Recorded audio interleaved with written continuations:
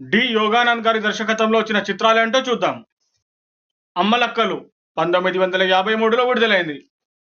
మరుమాగళ్ అనే తమిళ చిత్రం 1953లో విడుదలైంది. తోడు దొంగలు 1954లో విడుదలైంది. 1955లో జయసింహ చిత్రం విడుదలైంది. 1955లో కావేరి అనే తమిళ చిత్రం విడుదలైంది.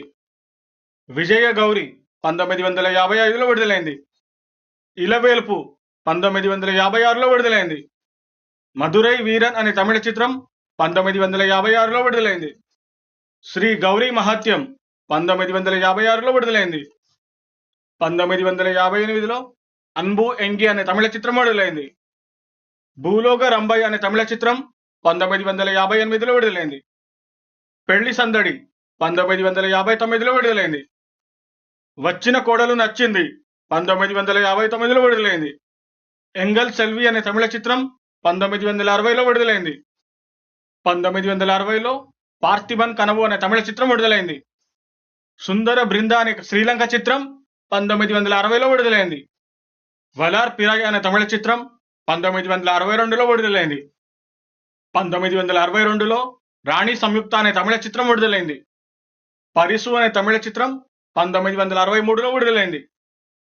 పాసమం నేసమం అనే తమిళ చిత్రం 1964లో విడుదలైంది. ఉమ్మడి కుటుంబం 1967లో విడుదలైంది. బాగ్దాద్ గజ దొంగ 1968లో విడుదలైంది. తిక్క శంకరయ్య అనే చిత్రం 1968లో విడుదలైంది. 1969లో మూగనోము చిత్రం విడుదలైంది.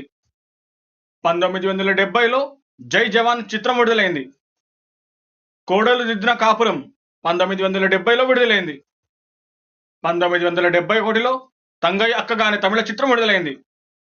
రాణి యార్ కుజంతయ్య అనే తమిళ చిత్రం 1972లో విడుదలైంది. డబ్బుకు లోకం దాసోహం 1973లో విడుదలైంది. వాడే వీడు 1973లో విడుదలైంది. తాయ్ అనే తమిళ చిత్రం 1974లో విడుదలైంది. వేములవాడ భీమకవి 1974లో విడుదలైంది. ఈ కాలం దంపతులు 1975లో విడుదలైంది. 1975లో కథానాయకుని కథా చిత్రం విడుదలైంది. గృహప్రవేశం అనే తమిళ చిత్రం 1976లో విడుదలైంది. జనరల్ చక్రవర్తి అనే తమిళ చిత్రం 1978లో విడుదలైంది. 1978లో జస్టిస్ గోపినాథ్ అనే తమిళ చిత్రం విడుదలైంది. నాన్ వజవైపేన్ అనే తమిళ చిత్రం 1979లో విడుదలైంది.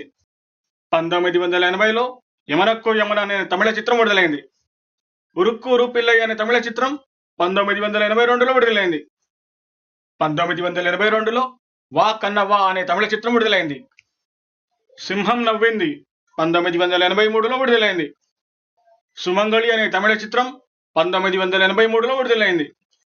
సరితిర నాయగన్ అనే తమిళ చిత్రం 1984లో విడుదలైంది. ఈ చిత్రాల్లో మీకు నచ్చిన చిత్రాన్ని కామెంట్ చేయండి. అలాగే మా ఛానల్ని సబ్స్క్రైబ్ చేయండి.